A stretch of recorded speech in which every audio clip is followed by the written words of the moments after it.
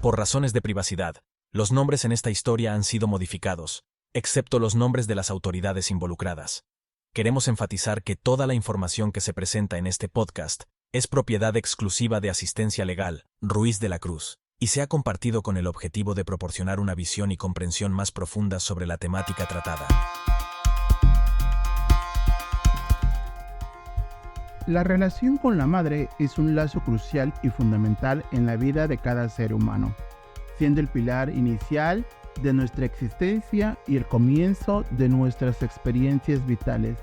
Esta relación tiene el potencial de ser una fuente hermosa y nutritiva de amor y seguridad. Un refugio seguro que nos permite crecer y desarrollarnos en un ambiente de aceptación y cariño. Sin embargo, no podemos ignorar que en algunos casos esta relación puede tomar un giro doloroso y catastrófico, especialmente en situaciones donde la madre utiliza a los hijos como medio de venganza contra el padre. En estos contextos, la relación materna puede estar marcada por el rechazo y la negligencia, creando un ambiente de tensión y conflicto que puede tener un impacto profundo y duradero en la vida del niño. Esto puede generar experiencias traumáticas que pueden influir en la vida del niño a largo plazo, afectando su desarrollo emocional y su capacidad para formar relaciones saludables en el futuro. La manipulación y el uso de los hijos como herramientas de venganza no solo dañan la relación entre el niño y el padre, sino también distorsionan la relación entre la madre y el niño, alterando la dinámica de la familia y generando un ambiente de inestabilidad y conflicto. Marina Mammoliti, psicóloga clínica. Este es un episodio especial del podcast legal Tu Guía para el Juicio, presentado por Asistencia Legal Ruiz de la Cruz. Soy José Antonio Ruiz de la Cruz, abogado especializado en la asistencia a víctimas del delito y a personas que han sido acusadas injustamente. Y hoy te hablaré de cuando los más vulnerables son víctimas de la venganza de sus padres. Comenzamos.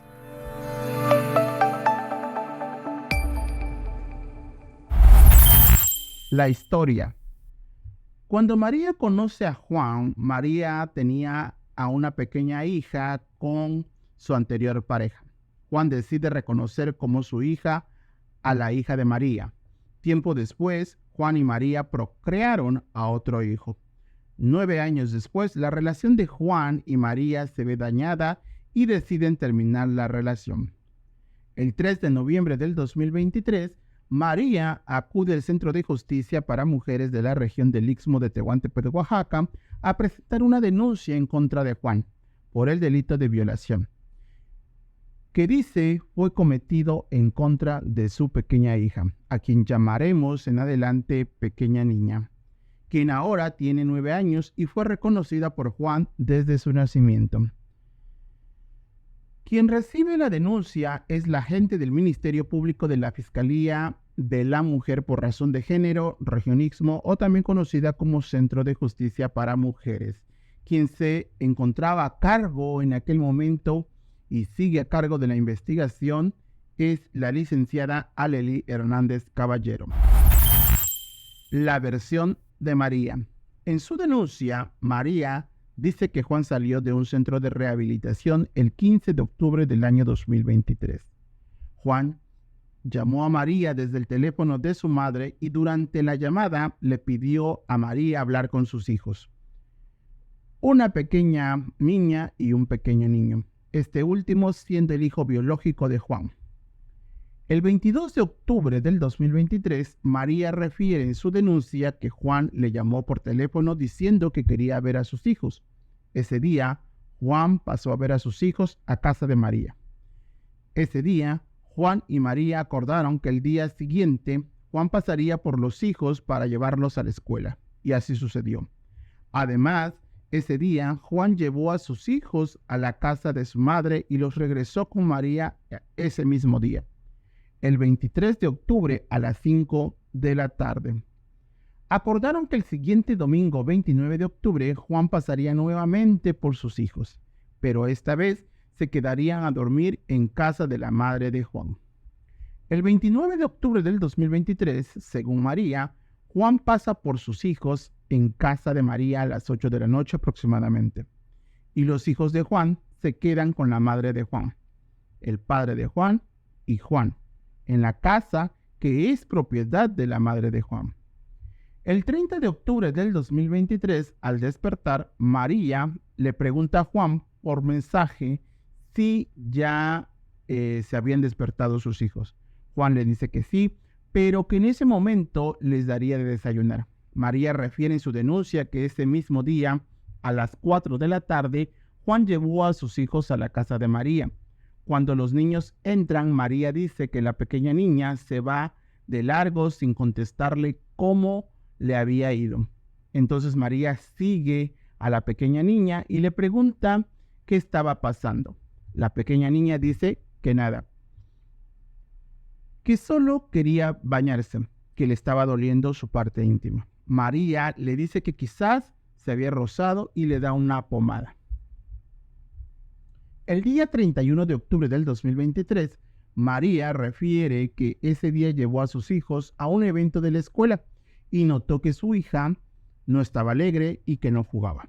Al notar eso, le pregunta a la pequeña niña qué le pasaba y la pequeña niña le responde que nada. María refiere que ese mismo día, a las 8 de la noche aproximadamente, Juan le pidió a María que llevaría a los niños a comer pizza, pero que la niña no quería ir. María refiere que insistió a la pequeña niña, pero que cuando se fueron no tardaron ni 20 minutos y ya habían regresado. Según Juan, ya no encontraron abierto. El día 1 de noviembre del año 2023, según la denuncia de María, la pequeña niña le dice al mediodía que le estaba doliendo su parte íntima. María decide bañar a la pequeña en esos momentos y fue en ese momento donde, a decir de María, nota algo raro. Le pregunta a la pequeña niña quién la había lastimado. En ese momento se acerca la hermana de María y María refiere que llevaron a la niña a un médico. El médico indica que los síntomas sugieren que la pequeña niña había sido abusada sexualmente. Cuando María le pregunta por segunda vez a la pequeña niña qué le había pasado, la niña refiere que el 29 de octubre del 2023 su papá, es decir, Juan, había abusado sexualmente de ella. Solo cuando llegó a casa el 30 de octubre, la niña guardó su ropa interior en una caja en su cuarto. Esta ropa contenía sangre.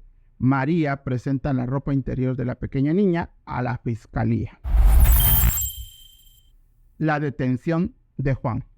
El 8 de noviembre del año 2023, Juan es detenido y llevado ante el juez de control, un juez penal, y se le formuló imputación por los hechos denunciados por María. En la denuncia, en la audiencia de término constitucional, como defensor de Juan, le planteamos al juez de control lo siguiente: que no se podía negar el hecho de que Juan estuvo en un centro de rehabilitación, como lo había referido María en su declaración. Sin embargo, había una parte de la historia que María no había contado y que la fiscalía no había investigado a pesar de tener a su disposición un equipo pericial. Se le informó al juez que María sostenía una relación sentimental con otra persona a quien hoy vamos a llamar Pedro. Pedro pasaba todas las noches con María e incluso ingerían bebidas alcohólicas juntos. María mantenía una relación sentimental con Pedro. Y una vez que Juan salió del centro de rehabilitación, también mantenía una relación sentimental con Juan. Incluso tuvieron relaciones sexuales en diversas ocasiones. Se le informó al juez que María y Juan estaban intentando rehacer su vida sentimental y que había mucha comunicación vía WhatsApp. Esta comunicación era constante, incluso se enviaban fotografías de cada cosa que hacían los niños. También se le informó al juez que en efecto el 29 de octubre del 2023 la pequeña niña durmió en casa de la mamá de Juan, pero que la menor había dormido con la abuela.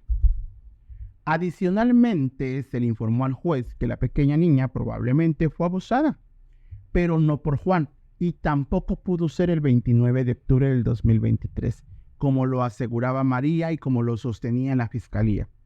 Además, se le informó al juez que María podría haber estado infectada de una infección genital al tener relaciones con Juan, lo que pudo haber contagiado a su pareja sentimental de ese entonces, es decir, a Pedro. También se le informó al juez que la pequeña niña, antes de los hechos que había denunciado María, había sido abusada por el tío de María, a quien hoy vamos a cambiar el nombre y le vamos a poner Héctor, quien es hermano de la mamá de María, pero que nunca se había procedido legalmente. Entonces se ofrecen como pruebas que se le practique a la pequeña niña una prueba. También se le pide que se practique una prueba a María, una prueba a Pedro, a la pareja de María. Se pide que se presente María para que sea interrogada por la defensa. También se pide que se presente la pareja sentimental de María, el señor Pedro. Sin embargo, el juez señala el siguiente día para la continuación de la audiencia de término constitucional. Al siguiente día, la fiscalía refiere que María dijo que no se iba a presentar a la audiencia porque estaba trabajando. Sin embargo, se sabe que María nunca ha trabajado, que no cuenta con un trabajo. Las pruebas. Cuando Asistencia Legal asumió la responsabilidad de este caso, uno de nuestros primeros pasos fue concertar una entrevista minuciosa con la madre de Juan. Durante esta reunión, se nos presentó una serie de pruebas que sugerían firmemente la inocencia de su hijo Juan. No fue un conjunto pequeño de documentos o testimonios, sino una colección sustancial de pruebas cuidadosamente compiladas que requerían un análisis detallado y meticuloso. Con el equipo de expertos, nos dedicamos a examinar cada palabra que se dijo entre María y Juan vía WhatsApp. A través de este análisis riguroso, pudimos identificar dos posibles circunstancias que podrían haber provocado la acusación de María contra Juan por abuso a su menor hija. Este descubrimiento no fue producto de conjeturas o suposiciones, sino que se basó firmemente en las pruebas que teníamos delante. Es crucial subrayar que estas dos teorías posibles están respaldadas por las pruebas existentes, pero sobre todo que contradicen directamente la versión de los hechos que María presentó ante la fiscalía. En un giro aún más desconcertante, María decidió omitir esta información importante al proporcionar su testimonio en la fiscalía. A pesar de esta evidencia contradictoria, la licenciada Arely Hernández Caballero, agente del Ministerio Público de la Vicefiscalía de la Mujer por razón de género región Istmo, también conocida como Centro de Justicia para Mujeres, quien estaba a cargo de la investigación, pareció dar por hecho que tenía un caso sólido basándose únicamente en la declaración de María, sin hacer un esfuerzo adicional para examinar la evidencia o investigar el caso más a fondo. Asumió que este caso podría ser contabilizado en las estadísticas, creyendo que estaba cumpliendo con su trabajo de manera efectiva. Aún más alarmante es que, a pesar que durante la audiencia de término constitucional se sugirió que probablemente otra persona había perjudicado a la niña, la licenciada Hernández Caballero nunca no ha hecho ningún intento para profundizar en el asunto o investigar estas afirmaciones que ya habíamos hecho. Esta falta de acción plantea serias preocupaciones sobre la diligencia con la que se está llevando a cabo la investigación. Antes de continuar y presentar la versión de Juan en detalle, es imperativo destacar que a partir de las pruebas que la madre de Juan proporcionó a Asistencia Legal, se pueden extraer conclusiones muy reveladoras.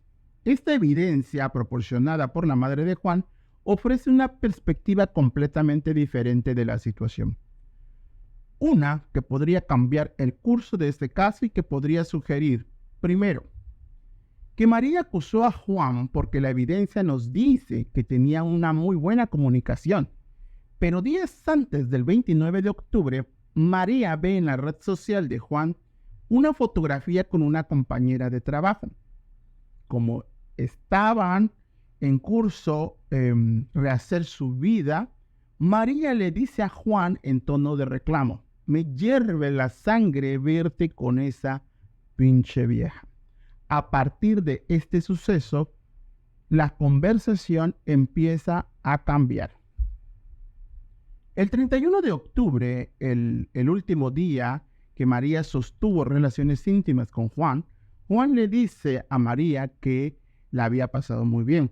María le responde diciendo: qué bueno que te haya gustado, porque será la última vez que estaremos juntos. Al siguiente día, 1 de noviembre del 2023, María acusa a Juan de haber dañado a la pequeña niña. Sin embargo, momentos antes, María le dice a Juan que ella sentía malestares. Juan le pregunta el motivo. María dice que tenía el periodo menstrual, pero que ya había tomado una pastilla llamada Sincol. Y entonces, probablemente, María haya utilizado a la pequeña niña como venganza en contra de Juan. Segundo, el 30 de octubre del 2023, antes de que Juan llevara a sus hijos con María, tal como habían acordado, la evidencia nos indica que María le dice a Juan que estaba ingiriendo bebidas alcohólicas. Incluso envía una fotografía de una cerveza.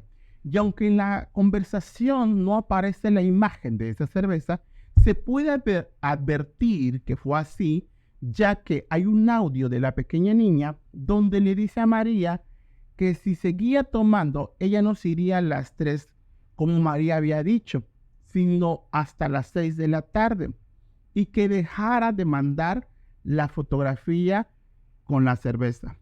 Entonces, muy probablemente el hecho delictuoso pudo acontecer en la noche del 30 de octubre y no pudo ser el 29, porque la ropa interior que María presenta a la fiscalía de la pequeña niña no concuerda con la imagen que nos muestra la evidencia y la cual se advierte que la niña el 29, cuando amanece, era otra ropa interior la que traía puesta. Sin embargo, la fiscal a cargo de la investigación nunca ordena que esa prenda de vestir sea enviada a servicios periciales. ¿Por qué el 30 de octubre? Porque ese día María estaba ingiriendo bebidas alcohólicas. El 31 de octubre la evidencia nos dice que la niña incluso habló con Juan, entre otras imágenes, que así lo demuestran. Sin embargo, el 1 de noviembre, por la mañana, María y Juan sostuvieron una conversación amorosa, pero fue hasta las 11 de la mañana de ese 1 de noviembre que María le dice a Juan que la niña tenía una infección. Pero fue hasta el 3 de noviembre que se presentó a denunciar María. Es decir, probablemente los hechos sucedieron el 30 por la noche, cuando la niña durmió en casa de María, donde la pareja de María dormía también. Y las repercusiones en la pequeña se dieron hasta el día 1 de noviembre y posiblemente María esté encubriendo al verdadero responsable. María en su declaración refiere a la fiscalía que el día 31 de octubre Juan le dice a María que iría por los niños para llevarlos a comer pizza. Sin embargo, la evidencia nos muestra que es María quien le insiste a Juan que vaya por los niños esa noche. Pero incluso Juan es insistente en que María fuera con ellos para que pasaran un rato en familia. Además, Juan incluso le dice a María que mejor cenaran en casa de María y que para que no se dieran cuenta de que María y Juan sostenían una relación, Juan le dice a María que Juan llevaría a un primo a casa de María y que todos cenarían ahí mismo en la casa de María. Pero María es la que insiste en que Juan se lleve a los niños esa noche del 31 de octubre. Eso es lo que nos dice la evidencia. Si el hecho fue en la noche del 30 para el 31, desde luego que la niña pudo haberse sentido mal, pero ello no pudo ser así, ya que la evidencia nos dice que en las imágenes, que hay imágenes donde se aprecia a la pequeña niña que está bien, relativamente bien. Desde luego que las consecuencias se pudieron haber notado inmediatamente del 30 en la noche para 31 al día primero, desde luego que ya se notaron las repercusiones. Entonces, aquí es donde tenemos que preguntar y nos debemos preguntar, ¿sucedió realmente el hecho o María está utilizando a su hija? ¿Por qué lo decimos? La respuesta a esa pregunta, la versión de Juan y la investigación ineficaz de la Fiscalía a cargo de este caso, de la fiscal que tiene a su cargo este caso, las daremos a conocer en la segunda parte de este episodio. Y es así como llegamos a la parte final de esta primera parte de nuestro episodio especial. Pero antes de finalizar, quiero resaltar un punto esencial. Es profundamente trágico y dañino cuando los niños, los más vulnerables de nuestra sociedad, se convierten en víctimas de la venganza de sus padres. Los conflictos entre los padres, aunque sean internos y privados, no deberían desbordarse hasta el punto de afectar la vida emocional de los niños. A pesar de esto, en muchos casos, los niños se convierten en peones de estos conflictos, atrapados en medio de batallas que no comprenden ni deberían enfrentar, lo cual puede generarles un trauma emocional duradero. La manipulación de los niños con el objetivo de castigar al otro progenitor, un fenómeno también conocido como alienación parental, es una forma de abuso que puede tener graves repercusiones en su bienestar mental y emocional. Este tipo de manipulación despiadada puede dejar cicatrices emocionales que perduran mucho después de que los conflictos originales se hayan resuelto. Como sociedad, es crucial que reconozcamos y abordemos este problema para proteger a los niños de estos daños innecesarios y ayudar a aquellos que ya han sido afectados a encontrar el camino hacia la recuperación. En ocasiones, cuando escuchamos en las noticias sobre que un padre abusó de su hija, desde luego que nuestra primera reacción puede ser desear 1000 formas de castigo para esta persona. No obstante, debemos recordar que no todos los casos son iguales y es cierto que existen padres que abusan de sus propios hijos, pero también hay situaciones en las que las acusaciones pueden ser infundadas o exageradas. Como sociedad, no debemos precipitarnos a emitir juicios sin antes investigar a fondo cada caso. En el caso de Juan, por ejemplo, inicialmente me negué a llevar el caso, pero después de escuchar más información y de hablar con la madre de Juan, decidí darle una oportunidad para ser escuchada. Tras examinar la evidencia y contrastarla con las declaraciones de María, me di cuenta de que mi objetivo no solo era obtener la libertad de Juan, sino también proteger a una menor que muy probablemente aún está en peligro y que la Fiscalía aún no investiga. La Fiscalía, en casos como este, debe dejar a un lado las presiones de las estadísticas y centrarse en realizar una investigación exhaustiva de los hechos. Puede haber casos como el de Juan en los que el verdadero culpable sigue libre, causando daño a una víctima inocente. Como sociedad, tenemos el derecho e incluso la obligación de exigir a la fiscalía que haga su trabajo correctamente. Si la fiscal a cargo del caso creía que la menor estaba en peligro, ¿por qué no proporcionó protección desde el principio? ¿Por qué alega ahora que la niña está en peligro? Si la fiscalía pensaba que Juan era culpable, ¿por qué no actuó antes?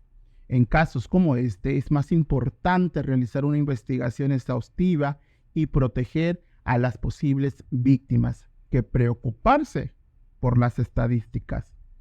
Es fundamental que trabajemos en educación y sensibilizar sobre las consecuencias de la alienación parental.